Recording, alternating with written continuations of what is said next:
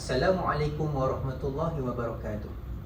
Pada hari yang indah ini, saya Muhammad Akil bin Muhammad Sukri, nombor metrik 080525, selaku moderator bagi forum perbincangan kita yang bertajuk Sunnah dan kedudukannya dalam perundangan Islam.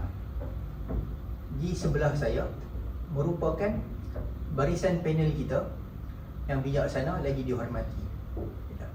Dipersilakan barisan panel untuk perkenalkan diri. Saya Azhar bin Ruslan, nombor metrik 080017. Saya Abu Bakar bin Zulkifli, nombor matrik 079935. Saya Muhammad Fazlullah Mashkur bin Manasalam, nombor matrik 080298. Terima kasih barisan panel. Baiklah, seperti yang kita tahu, sunnah merupakan sumber dalil yang disepakati dan tiada keraguan padanya. Untuk mengupas dengan lebih lanjut, saya ajukan soalan pertama saya pada saudara Azhar. Saudara Azhar, apakah yang dimaksudkan dengan sunnah dari sudut bahasa? Terima kasih saudara Akil atas soalannya. Sunnah dari sudut bahasa bermaksud jalan, cara, kaedah atau perjalanan hidup yang diikuti oleh seseorang atau sesuatu kelompok. Makna ini merangkumi jalan yang baik ataupun jalan yang buruk. Oleh sebab itu, perkataan sunnah pada asalnya tidak semestinya merangkumi kepada perkara yang baik sahaja. Dalam Al-Quran, perkataan sunnah sering digunakan untuk merujuk pada ketetapan atau aturan yang telah berlaku terhadap umat-umat yang terdahulu.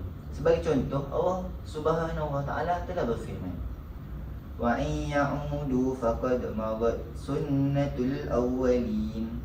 Maksudnya, jika mereka kembali kepada kekufuran, maka akan berlaku ke atas mereka ketetapan Allah sebagaimana yang telah berlaku kepada umat terdahulu yang mendustakan para rasul. Selain itu, sunnah juga digunakan untuk merujuk kepada sunnatullah, iaitu hukum dan ketetapan Allah yang tetap dalam mengurus kehidupan manusia dan alam semesta.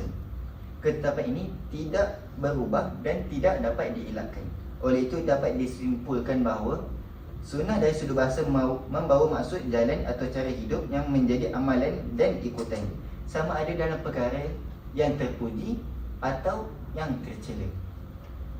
Terima kasih saudara Azhar atas kupasan yang sangat mantap. Jadi saudara Abu, apakah yang dimaksudkan dengan sunnah dalam Islam? Saya akan menjawab persoalan daripada moderator. Sunnah ialah segala perkara yang disandarkan kepada Rasulullah, sama ada dalam bentuk perkataan, perbuatan, pengakuan, sifat fizikal dan sirah kehidupan baginda. Jadi para ulama ni membahagikan beberapa bahagian dalam sunnah ni. Yang utamanya kita tahu tiga lah, selalu kita belajar kan, iaitu sunnah qauliyah, sunnah fi'liyah, sunnah takririyah, dan ditambah dengan sifat dan syama'il Rasulullah dan juga sirah kehidupan baginda sendiri. Jadi oleh itu, sunnah ni bukanlah sekadar hadis yang mengandungi kata-kata Nabi sahaja, tetapi dia merangkumi seluruh aspek kehidupan baginda itu yang kita umat Islam hari ini boleh jadikan sebagai panduan dan contoh dalam kehidupan kita sendiri. Itu jawapan saya. Baik, terima kasih saudara Abu atas ulasan yang sangat bermanfaat. Baiklah, ini itu. Saudara Fathul, apakah kepentingan sunnah dalam memahami Al-Quran? Sunnah dia berperanan untuk memperincikan, menjelaskan apa yang ayat Quran beritahu. Contohnya, wa aqimus solah. Dalam Quran dia tak beritahu detail, tapi sunnah dia beritahu detail. Rakaat, apa ni, sunat dalam solat semua, dan kafiat solat semua. Itu dalam sunnah. Dan Nabi bersabda, "Sallu kama ra'aitumuni usolli." Solatlah kamu sebagaimana aku solat. Oleh itu, sunnah sangat penting untuk memahami dan melaksanakan perintah Quran dengan sempurna. Terima kasih saudara Fathul. Baiklah, dengan itu kita kembali semula kepada saudara Azhar. Boleh saya tanya saudara Azhar, Boleh. apakah yang dimaksudkan dengan sunnah sebagai lawan kepada bid'ah? dalam konteks ini yang dimaksudkan sunnah sebagai lawan kepada bid'ah ialah sunnah merujuk kepada amalan yang menepati petunjuk Rasulullah SAW. Manakala bid'ah ialah perkara yang direka dalam agama tanpa sandaran yang sah. Oleh sebab itu, para ulama sering menggunakan istilah seperti yang kita pernah belajar sebelum ni dalam bahagian tolak. Tolak ni kita belajar ada dua bahagian, tolak sunni dan tolak bid'i. Iaitu tolak sunni ini yang menepati syariat dan tolak bid'i ini direka ataupun tambahan yang menyalahi syariat tersebut. Oleh itu, dapat dibezakan antara amalan sunni dan bid'i ini, iaitu sama ada yang menepati syarat, yang menepati syariat dan yang menyalahinya. Terima kasih Saudara Azhar atas penjelasan. Baiklah Saudara Abu, saya ingin tanya, apakah keistimewaan umat Islam dalam menjaga sunnah sebagaimana yang disebut oleh Ibnu Hazm? Saya akan menjawab soalan itu, tapi kita tengok dulu Ibnu Hazm cakap apa. Saya terjemahkan. Maksudnya, periwayatan orang yang dipercayai daripada orang yang dipercayai sehingga sampai kepada Nabi SAW merupakan suatu keistimewaan yang hanya dimiliki oleh umat Islam dan tidak dimiliki oleh agama-agama lain. Menurut Ibnu Hazm, keistimewaan orang Islam ni adalah sebab mereka mempunyai sistem sanad. Sistem sanad ni apa kebaikannya? Kebaikan sistem sanad ni adalah memastikan hadis yang diriwayatkan tu benar-benar datang daripada Rasulullah, yang tidak bercampur dengan perkara yang palsu atau tidak sahih.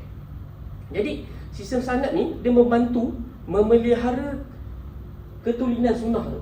Maksudnya keturunan sunnah tu kita boleh, umat Islam hari ni boleh pakai lagi, boleh gunakan lagi sunnah tu walaupun jarak di antara kita dengan Rasulullah ni lama dah, tapi sunnah tu masih ada lagi keturunan dia.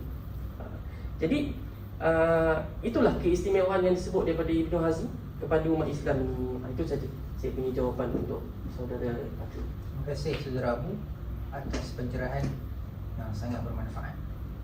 Baiklah, dengan itu Saudara Fathul, kenapa umat Islam wajib merujuk kepada sunnah?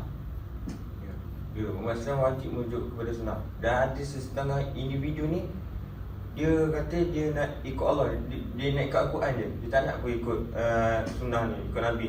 Sedangkan Allah berfirman dalam surah An-Nisa ayat 80, A'udzubillahi minasyaitonirrajim, may yuti'ir rasul faqad ata'a Allah wa man tawalla fama arsalnaka alaihim hafizah. Sesiapa yang taat kepada Rasulullah, maka sesungguhnya ia telah taat kepada Allah. Dan sesiapa yang berpaling ingkar, maka janganlah engkau berduka cita wahai Muhammad, kerana kami tidak mengutuskanmu untuk menjadi pengawal yang memelihara mereka dari melakukan kesalahan. Jadi ayat ini menunjukkan bahawa mengikuti sunnah Rasulullah SAW merupakan sebahagian daripada ketaatan kepada Allah Subhanahu Wa Taala. Oleh itu, umat Islam wajiblah mengikuti sunnah. Baiklah, terima kasih Saudara Fatul. Dengan itu, tamatlah forum perbincangan kita hari ini. Dan kesimpulannya, sunnah ni kedudukannya dalam perundangan Islam sangatlah tinggi dan sangatlah penting, dan juga merupakan aspek utama dalam hidup seseorang Muslim dan Muslimah. Jadi, ambillah apa yang bermanfaat, dan wabillahi taufiq wal hidayah.